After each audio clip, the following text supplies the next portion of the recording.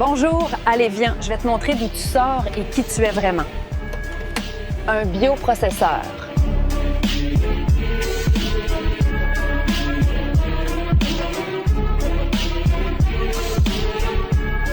Bonjour à tous, c'est Willy Cap. Alors oui, cette jolie fille sur l'écran, c'est normal.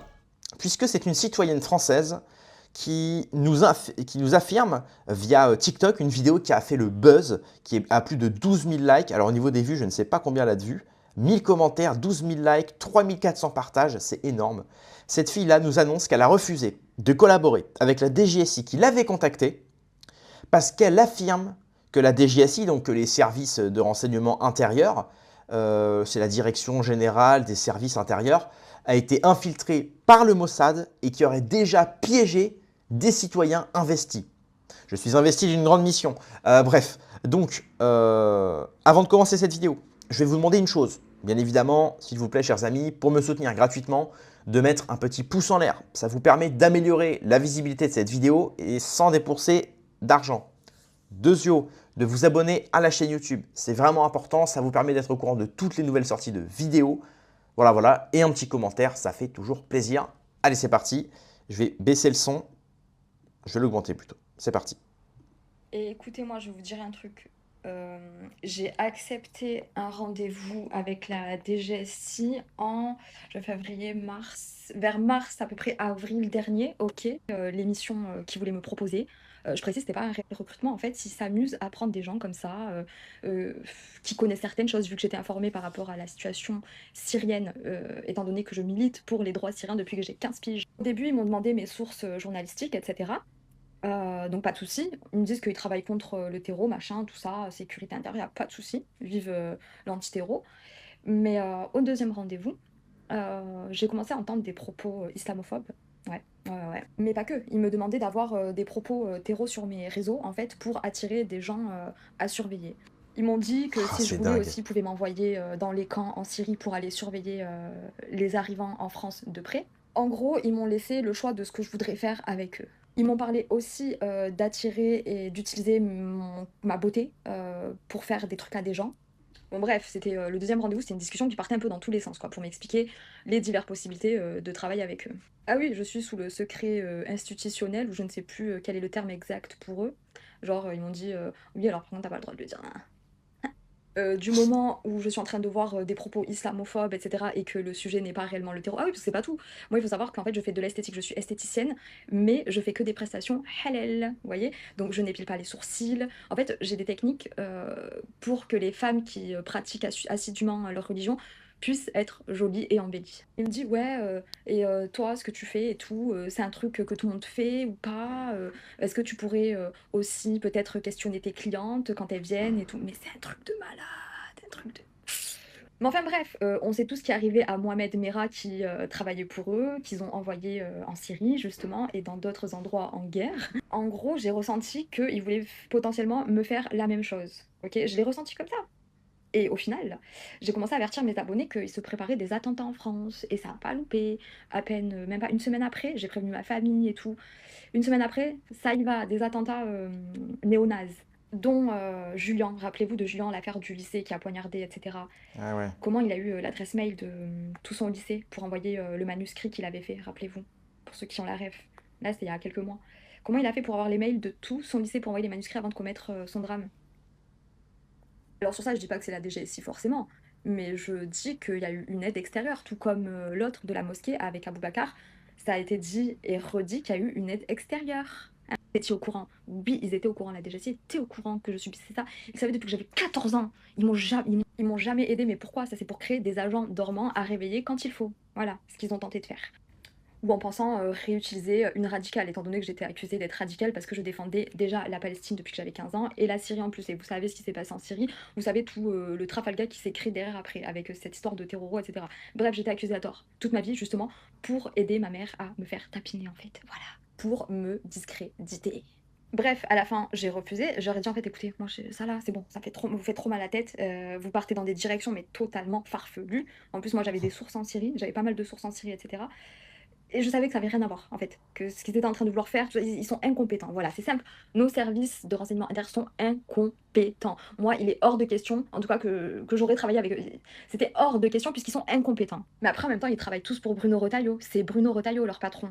Vous savez, ah bah le voile et tout là. Alors, sans parler des infiltrations du Mossad au creux de la DGSI française. D'ailleurs, les infiltrations du Mossad qui ont créé toute cette mascarade autour de la Syrie, ils ont utilisé ce qui se passait en Syrie pour que ça ait un impact en France sur les musulmans de France. Il faut savoir qu'ils ont pas mal d'indices. Ah oui, ils m'ont dit aussi que je pouvais choisir des services en échange. Donc si je voudrais rentrer quelqu'un en prison, j'aurais pu. Genre pour mon affaire pédo et tout, j'aurais pu. Mais moi, Ah ouais? je ne suis pas une corrompue. C'est-à-dire que, enfin, je sais pas, ça va pas. C'est pas. J'aurais dit, écoutez, moi, tout ça, je vais aller en association. De toute façon, je vais voir avec des associations. Et je sais qu'ils vont essayer de me saboter. Hein. Alors ça, aucun doute. Mais la raison principale de pourquoi ils ont essayé de me saboter, ils m'ont saboté et vont continuer d'essayer de me saboter, c'est tout simplement que la DGSI a une grosse responsabilité sur la pédocriminalité que j'ai subie durant toute mon adolescence, pardon, où j'étais forcée à me prostituer pour ma mère, qui était en complicité avec eux. Ils ont fait faire de fausses plaintes en mon encontre par des personnes manipulables qu'ils ont. Voilà, donc, alors j'ai dû couper quelques moments parce que des fois, bon, elle parle de son passif que je respecte totalement, mais c'est des mots qui passent pas sur YouTube, enfin qui passent pas trop sur les réseaux sociaux, donc je suis désolé. Alors cette fille-là qui s'appelle, on va quand même rendre à César ce qui appartient à César. Alors la vérité qui blesse ou pas sur TikTok, donc je ne connaissais pas cette dame-là. Donc bravo à elle, parce que franchement, ce qu'elle nous révèle, c'est assez dingue. Donc elle a été contactée par la DGSI, puisque cette fille-là donc aurait des liens plus ou moins directs et indirects avec la Syrie, elle supporte la Palestine, elle a une certaine audience sur les réseaux sociaux, et donc la DGSI l'a tout bonnement contactée pour lui dire voilà, si tu veux, on te rend certains services. Alors elle dit même que la DGSI lui a proposé de faire tomber n'importe qui à mettre en prison par rapport à son passif.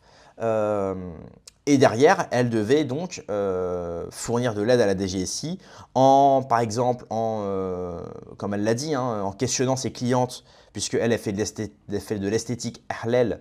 Donc évidemment, elle a des clientes musulmanes, donc elle aurait pu questionner ses clientes pour savoir si leur mari ou si elle connaissait des proches liés à l'islam, etc., à la mosquée, blablabla, qui auraient des liens avec la Syrie ou avec le terreau, bref. Donc c'est vraiment, bon déjà c'est du niveau 0, parce qu'en plus ils balancent tout comme ça. La meuf elle a tout balancé sur les réseaux, hein. Là elle s'en fout.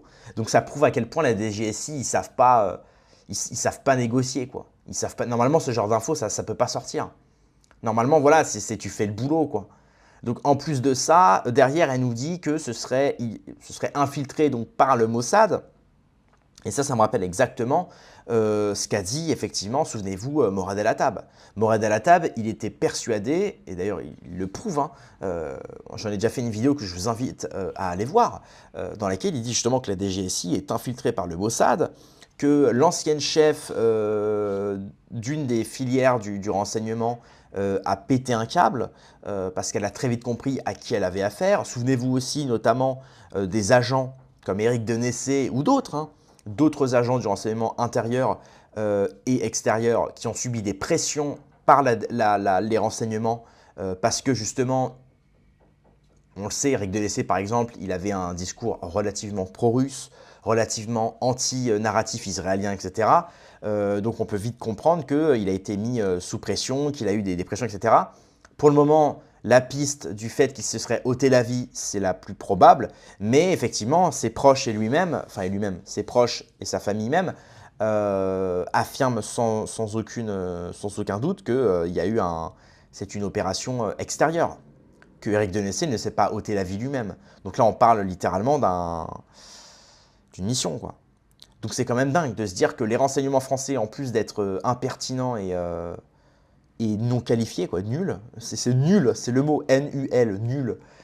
Et bien en plus de ça, dès qu'ils approchent des gens, les informations finissent sur TikTok, quoi. Et en plus, leurs agents finissent par sauter la vie dans un parking 6 pieds sous terre, quoi.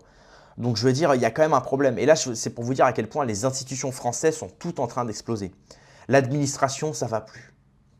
Le milieu carcéral, ça va plus. Le gouvernement, n'en parlons pas. On n'a jamais eu autant de gouvernement sous Macron que sous n'importe quelle république. notre président lui-même est désigné comme psychopathe par tous les psychologues, psychanalystes, analystes politiques, etc. À l'international, c'est la risée parce que la femme du président serait probablement un homme, selon les rumeurs. Enfin bref, c'est n'importe quoi. DGSI, DGSE, c'est le bordel. Voilà, à tous les niveaux, toutes les institutions, l'école, j'en parle pas, l'hôpital, j'en parle pas. Donc tous les milieux publics, administratifs, etc., liés à l'État, ou dans lesquels l'État exerce un certain pouvoir, une certaine autorité, ça finit constamment, c'est en train de péter de l'intérieur, c'est en train d'imploser. Donc vraiment, je ne veux pas vous inciter à partir du pays, mais franchement les mecs, réfléchissez à 2 fois. Parce que là, franchement, ça ne donne pas envie d'y rester en tout cas. Quel avenir on peut avoir dans un pays dans lequel tout est en train d'imploser de l'intérieur? Je vous le demande. Voilà, voilà. Donc merci à cette dame-là, bravo à elle. Rendez-vous dans quelques heures ou à demain pour une prochaine vidéo. Paix et à mort sur mes amis et mes ennemis, et surtout, surtout, sur mes ennemis.